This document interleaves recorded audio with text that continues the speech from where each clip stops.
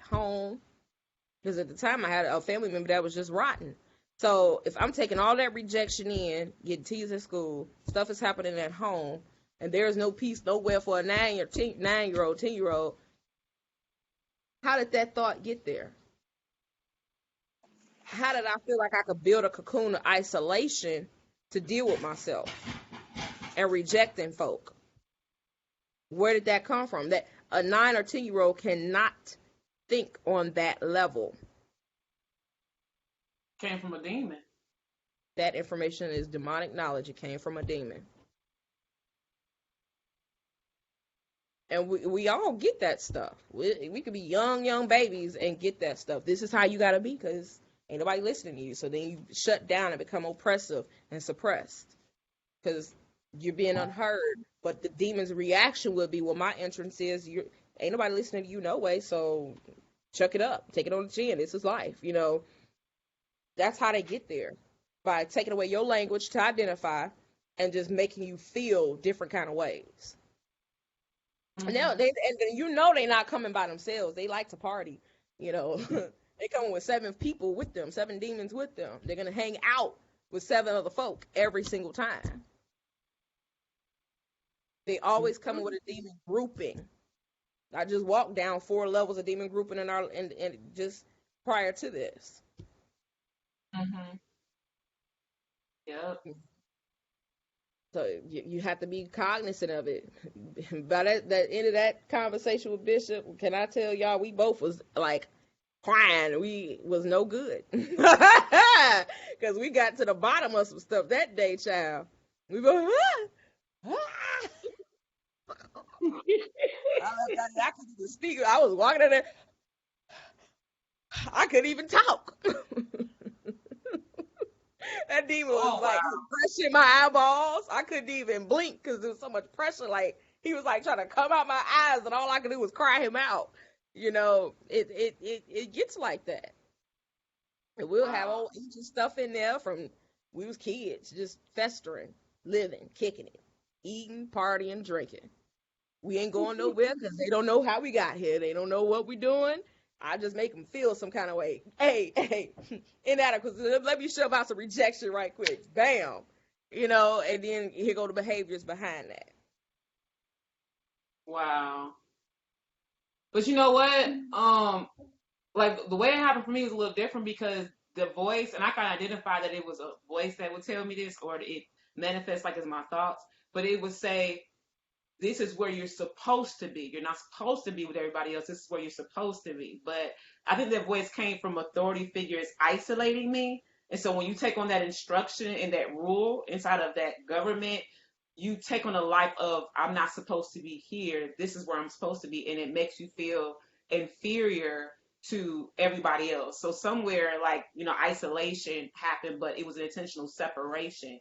And it kept happening throughout my life. And so then I have to remember to wait a minute, be present. You're here, but you're not isolated in here. You know what I'm saying? Like I will walk with this invisible isolation, like I'm a part of the group, but I'm not inside of the relationships. And so it basically was a tool to kind of keep me out of position at times or in certain important roles that I was supposed to grow up in. And thank be to God, just by being in Kingdom at Hand, I'm able to understand the revelation inside of different roles because of that intentional, isolation just kind of cut me off. It wanted to kill me basically. So, I was like, wait a minute, I'm supposed to be here. Like, Ashley, I'm supposed to be here, instead of check it out. It would tell me to go to sleep, check out. You're not supposed to be here. Go over there, and all the kids are playing. I can relate to that. Relate to that. I really can. I was gonna say, okay, so yesterday, right, I went to the doctor for sinus infection, right? And they sent me to the respiratory clinic because it just had got so bad that it made my chest start feeling funny. So I went there and I already knew what it was before I went, but I just needed to get the medicine. And I went there and then they sent me to get that the COVID test right after that. So I went and got that, but on the way to get there, I got like this feeling like I can't, I'm not sure how to explain it. It was like, I could just feel it on my body, like this, kind of hot, but like tingly feeling. And I don't know what is it. I don't know what is it. I know it's not right, but that's not the only time I feel it. Like I feel it like, I feel like it's been happening to me for like 2 years, and I just can't, like, it's like I can't get rid of it. Sound like a demon to me. Yeah, but I'm like, I mean, to keep you from seeing about yourself, I don't understand. Did you follow through what you needed to do? Hmm. Did they? Is it just the sinus infection, or did they? Is yeah, it? no, they gave me, I went and got the medicine for the sinus infection, then I went and took the test, and I mean it came back negative, so I'm fine, but I just didn't understand. I didn't even understand, like, why on the way to go get that test, like, am I feeling that on me? I don't understand it. I mean, Were I you do. were you afraid? I Were you don't feel like, afraid because they used the word COVID? Was that like a no, trigger and then? Hmm. I don't feel like I was afraid because, like, the night before I had like this dream about this snake that bit me, but in my dream, it's like I grabbed a hold of the head of the snake and I pulled it off me. And in my dream, I was like, I knew in my head that I was okay. Like, I was thinking, well, if that snake was poisonous, it didn't harm me. So I was like, okay. So I wasn't like upset, or, you know what I mean? Like, I wasn't worried about it because I already knew what it was. I Okay. mean, I already knew when I went to the doctor, I knew what was wrong with me. So, and I just felt like that dream like reassured me that even no matter what happened, I was gonna be okay. You know what I mean? Regardless. Okay. Okay. So you wasn't afraid. It sounds like a demon, and a demon presence that has been following you for the few years now. But we heading towards deliverance virtually again. We gonna do chapter, let me see, chapter 17 to the deliverance team on next week. And should I be a deliverance well, yeah, we don't have to do the part. We just gonna break down what it means to be a deliverance minister, because we already know that everyone is supposed to be a deliverance minister. So we're gonna go into demon groupings in probably the next 2 to 3 weeks, and just be prepared, because whenever people deal in direct combat with demon groupings, deliverance always seems to break out. Casting out devils always seem to break out. So just be prepared in the next 2 3 weeks. Get behind your laptop or your phone. Get you a tripod. Be prepared. Set your tripod up if y'all on y'all cell phones. If you're on your laptop, excuse me, or your desktop, stable it, or iPad, stable it, and put on some comfortable clothes. 'Cause y'all might, Yeah. and her like, ah, and it's gonna be okay. Wiggle and all that, tear your own house up. I was for sure. I was I was for certain when I was supposed to come down there. I was like, this is the day. This is the day it's gonna happen.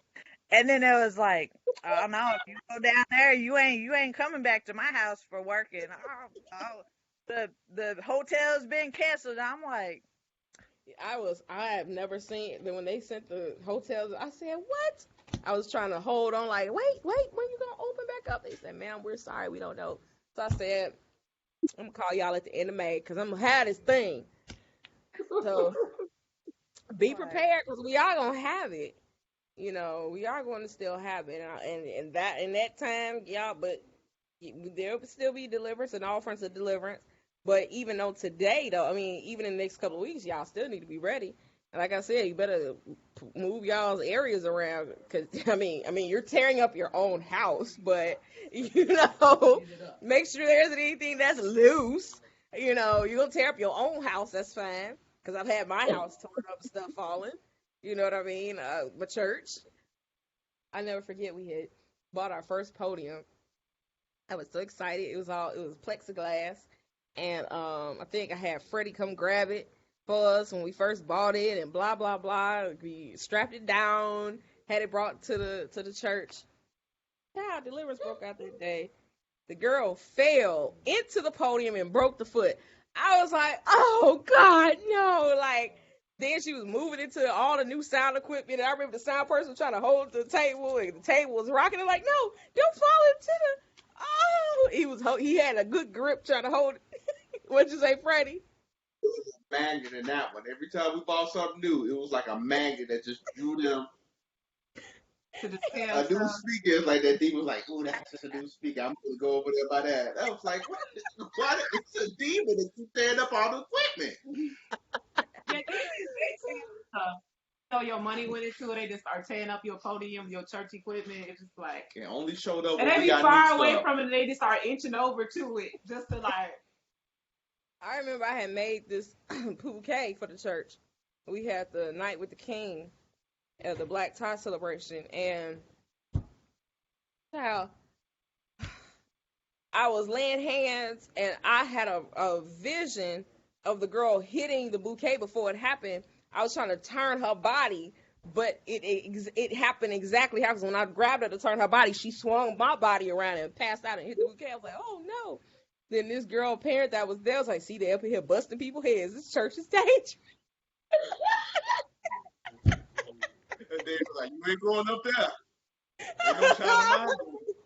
They killing people. Oh my God, the mind of the unbeliever. Like they It's just think that awesome. we must. I mean, to me, it's. I don't take none of this stuff serious. To me, it is humorous.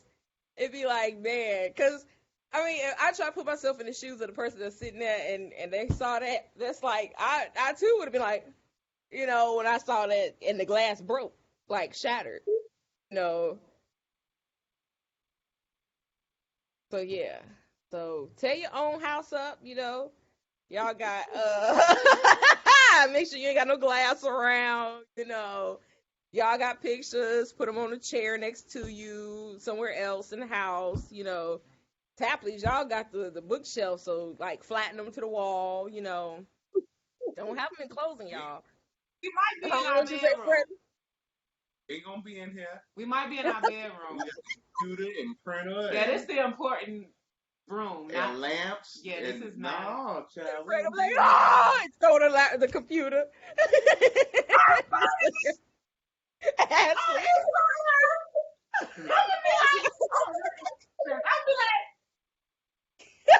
Ashley gonna manifest and slap him. Look at his face. Try. Domestic violence. Y'all all on quarantine. Like, we might kill each other if he messed this thing up. I need a double screen my sister on here with her old bad butt. She tearing up. She be giving folk a hard time. I think she be intentional too. She be grinning and just like giving them a hard time. I need to be like, you just breathe. Just sit there and watch Jocelyn. Like, she's sad. Look, if you did deliverance, I wonder what would be the outcome. She's never had it before. And think about over these years, all this stuff is compounded. When she was a little girl, you know, my mother wasn't trained deliverance, you know, but she was an intercessor. And so my mom would just get on all fours and she'd have her episodes. I'm gonna go into tongues, just be praying. She calmed down, but she never, I don't think she ever knew that she had that authority and that power to do that for Jocelyn. Now they took her to Benny Hinn. They did. Benny Hinn prayed, and he's a miracle worker, but she never. And then with all that was happening in our family, you know, and stuff that was happening in secret, I know that she was probably getting told up. I can't hear anything. Yeah, I can hear you. You know, we can hear you. Yeah, I can hear, maybe go back and come back in, maybe. But yeah, wow, they took her to Benny Hinn. You know, the funny thing is that so Benny Hinn, he's a healing ministry, right? But sometimes for things like that, sometimes you might need a deliverance ministry and then a healing ministry. You get what I'm saying? Deal with the devil and then bring the healing in.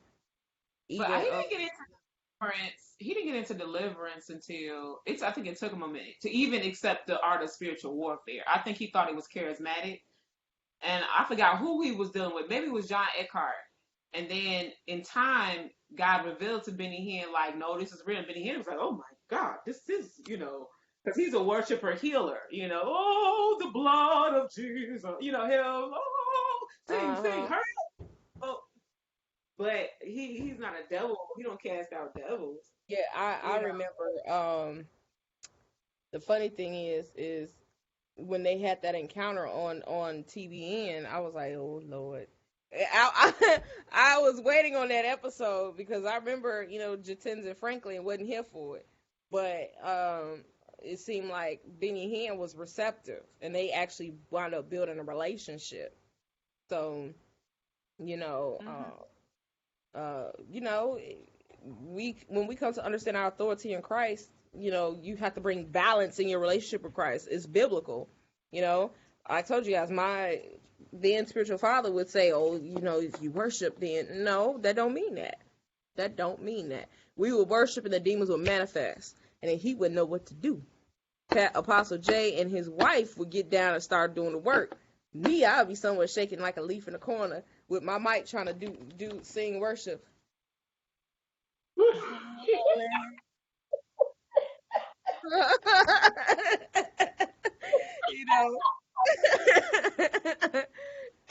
and that did not solve the issue of a demon that came manifested, because worship puts pressure on demons. When you ascend in worship, you coming down in war. No matter how you come down, you coming down in war, and them jokers is coming out. They're gonna be and doing the most. So they probably should have brought her to deliverance first and then healing. But I believe deliverance became a thing when worldly was kind of like a thing. And I remember Apostle Eckhart kind of introduced the thought of when worldly by him going over there to see the ministry. I watched the deliverance, the mass deliverance video of Win Worley. That joke was like, oh yeah, like, wow. Matter of fact, before we sign out, all right, Facebook fam, I'm ending it here. You guys have a blessed night. Bye bye.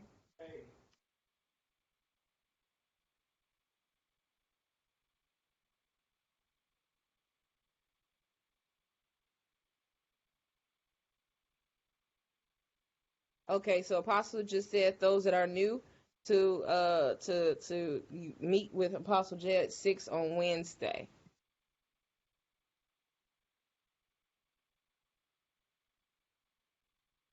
I'm stopping the recording.